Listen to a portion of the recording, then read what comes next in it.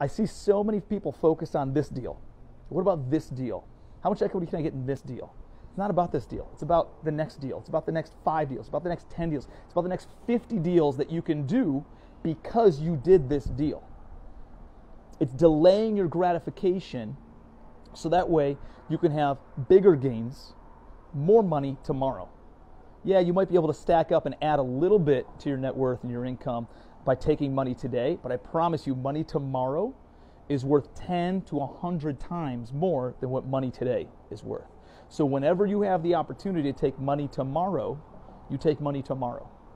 And get involved in deals. Get involved in deals even if you have a little bit of equity in it. Get involved because it can increase your net worth by hundreds of thousands of dollars like this deal this week did. I don't have to do anything other than sign on a loan. I covered my ass, right? Like I made sure that he signed off. If the loan goes into default or he misses a payment, then guess what? My team steps in, we take over all the responsibilities and equity, and he has to forego his equity in this deal if he misses a single payment. If I took you around to any one of my properties, whether it's a residential apartment building, a commercial retail space, or a commercial office space, I could take you into the living room, the common area, spin you around a few times, ask you to open up your eyes. You wouldn't know where you were because all of our properties look exactly the same. It allows us some scalability, some efficiencies in ordering materials and supplies and working with vendors. Even our contractors and our painters and our flooring experts, they can come into a single unit and put down the same flooring in this unit as they do in this unit, and what allows them to move even faster is because they've already done it once. How come people like Warren Buffett and Jeff Bezos and all these billionaires out there are able to accomplish so much in the same 24 hours that you and I have? How is that possible? Because when they get an idea, they don't say, what do I need to do the idea? What do I need to do to accomplish that what? What do I need to do to accomplish that how? You know what they say to themselves? Who do I need to hire to accomplish that how? Who do I need to hire to accomplish that what? Anything you do, life is too short. You got to be all in or all out. There is no dipping your toe in it. There is no lukewarm status. You got to be white hot about what you want. You got to be all in or all out, and that's it, right? So if you're gonna make a commitment to something, f***ing do it. There are so many times that I see smart entrepreneurs who made money in some other industry, then come into real estate and think, oh, I lived in an apartment once. Oh, I drive by an apartment every single day. Oh, I could just go out and buy an apartment building or buy some piece of commercial real estate, and it's a passive investment, right?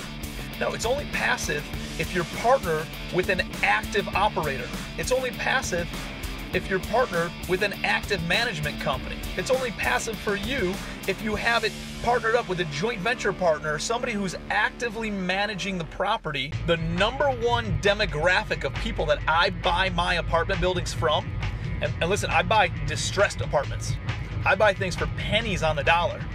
And the #1 demographic of people that I buy from are smart, multi-millionaire entrepreneurs who made their money in some other business and thought they could just passively deploy it into apartment buildings without having JV partners, without having boots on the ground, without having good management, without interviewing management companies and all those different kinds of things.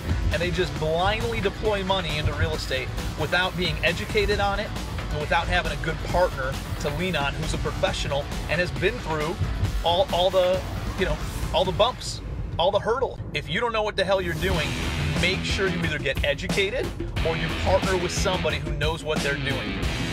You're gonna pay for the education one way or another. You're either gonna pay to go out and get educated or partner with somebody and give them some equity in the deal, or you're gonna lose your ass. It's easy for me because I've been through the mud. I've been dragged through the mud for the past 12 years, and I was really shit at real estate for the first 7 years, 8 years of it. I just got good about 4 years ago. My first 250 deals that I did, I gave up a massive chunk of equity so that way I could learn the business, so that way I could raise the right money. You know, I had to give up a lot more equity in order to do that. So I see all these people who are focused on the deal today. What's the one deal that I'm working on right now today?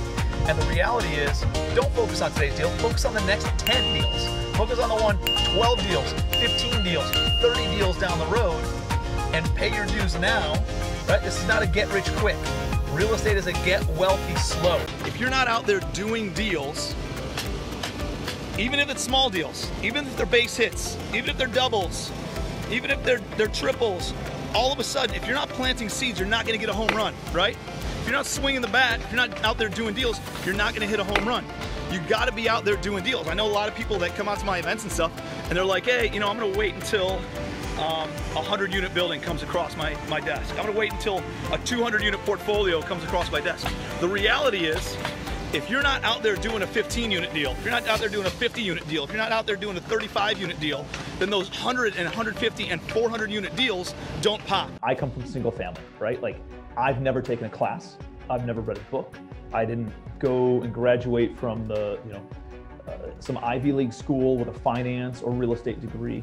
I am a blue-collar kid from Cleveland, Ohio. My mom was a teacher / stay-at-home mom. My dad was a cop, right? Like, that's, and so guess what? If it's too complex, if it's too convoluted, if it's too mystic, I don't get it. Like, it just doesn't read. I need to think at a third grade level. I think as soon as you get into multifamily, you understand how it's underwritten, you understand the philosophy of how it's valued. It gets pretty easy, actually. Like, I can underwrite an apartment building in less than 5 minutes.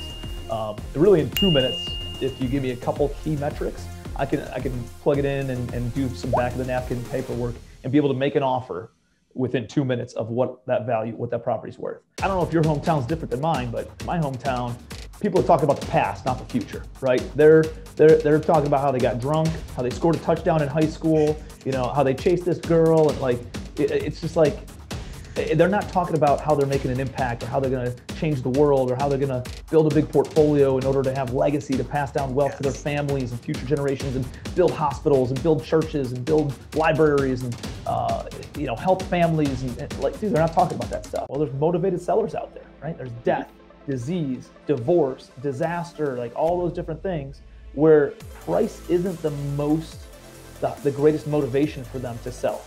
It's to get a headache, get a problem off their plate.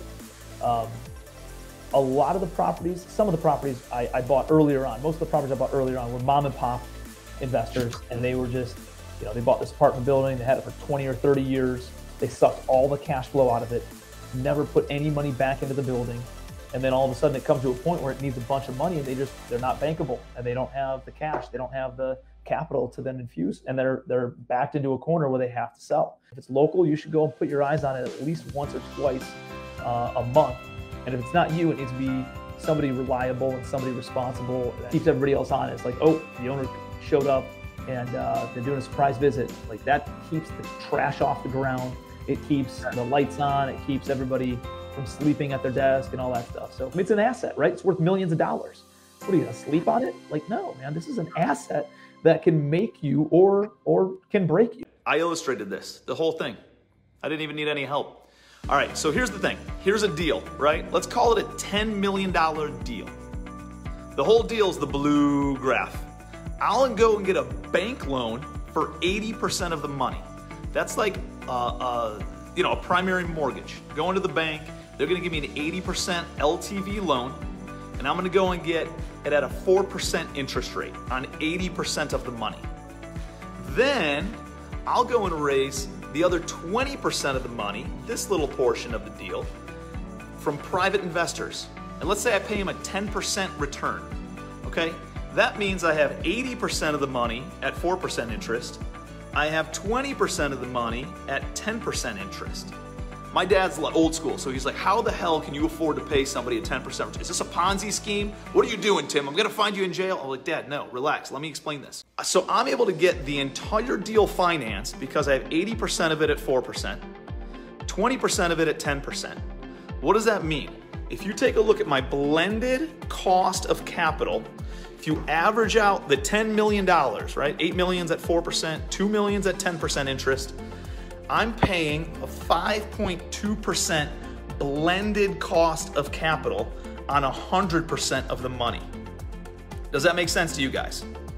5.2%, I am 100% financed with other people's money at 5.2% interest rate. Now, How do you make sure that the deal doesn't lose money? Here's what you do. Here's the key. You gotta find deals that yield greater than, you guys remember that sign from math class in 11th grade? Maybe even earlier than that, I don't know. Better than a 5.2% return on investment, also known as a cap rate. A cap rate is a return on investment, right? It's pretty much the same thing. They just like to complicate the in commercial real estate.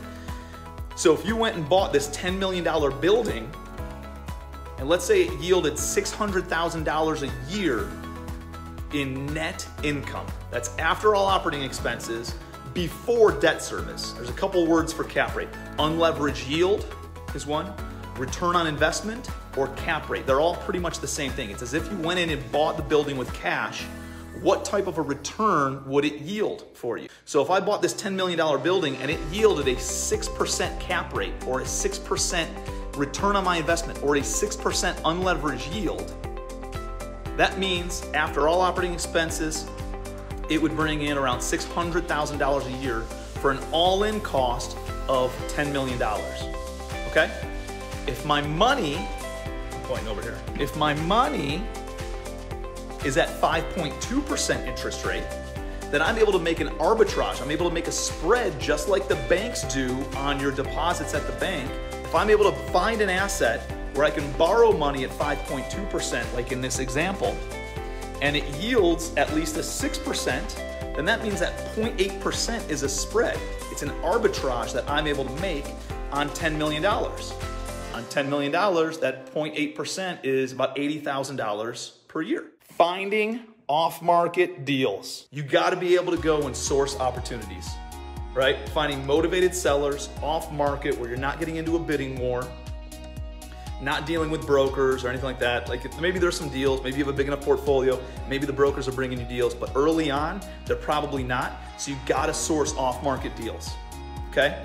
Go direct to the seller, negotiate directly with them. You're gonna have a lot easier time negotiating terms, negotiating price, and getting the deal to the finish line than you ever would if it turns into a bidding war and highest and best and non-refundable money. You don't wanna go down that road. Raising capital and structuring financing.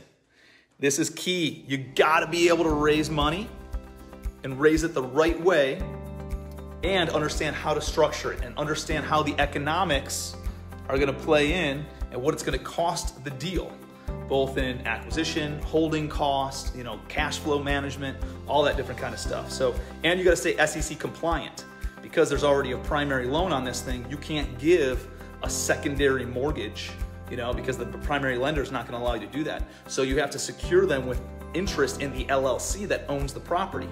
How do you do that? You're creating a security, which means it has to be a registered investment security with the SEC. Dialing in your operations. I know a lot of people who know how to raise money and who could find deals. But guess what? That just gets the deal done. The real work begins once you close. And just because you can buy a deal doesn't mean you can keep a deal. I think there's a lot of people who should not be in business in owning and operating commercial real estate because they just neglect the operations. Project management, property management, asset management, making sure that your operations are dialed in, right? Because that's really where the money's made. Other properties are valued based on the comparable approach, right? Oh, hey, this house down here is valued at, it just sold for $250,000. Mine's a little bit bigger, it has an extra bathroom. I think I can get $275 or $300. That's the comparable. Nobody gives a shit about that in commercial real estate. It's 100% based on the income approach, right? So how do you underwrite the deal? And it's 100% based on what is the income minus the expenses equals the net operating income. And then there's a multiple of that. That's what the cap rate is of what the property will appraise for in your market. When somebody calls me up or messages me and asks me to pick my brain, I kind of feel used. I kind of feel a little bit dirty, like they're just gonna abuse me. Like I'm not just a piece of meat, And so when somebody asks me to pick my brain, like I don't like having my brain picked. There's a different way you can go about getting somebody's attention who's doing some big things that you want to get some time from, and that is providing value. Life was not designed to give us what we need. Life was designed to give us what we deserve. And when I say that, I don't mean that from like a moral standpoint. I'm talking about just the activity that If you sow, you will reap. And if you plant, you will harvest. And there's a lot of people who don't want to plant, or they don't plant, and then they expect to harvest and reap in the fall. And the reality is, if you don't plant those seeds, you don't have a chance of harvesting in the fall. So you gotta be willing to do the work. I shoveled all the time and dealt with some of the worst things you could ever imagine that kicked a lot of other people out of the business. I quit, or I didn't quit, but there were many, many times that I wanted to. If you haven't walked into a house and walked out with fleas on your pants, you're not far enough along in real estate yet. That's happened to me more times than I've told my wife about, for sure. If you're not taking ownership mentality over your business, why would anybody else take an ownership mentality over it, right? So when I'm walking around a property and I see litter on the ground, I pick it up still today. You know, I don't call somebody up and ask them to go pick it up. I lead by example. And the reason I do that is because life gives us what we deserve, not what we need. Everybody wants the rainbow, right? But nobody wants the rain to get there.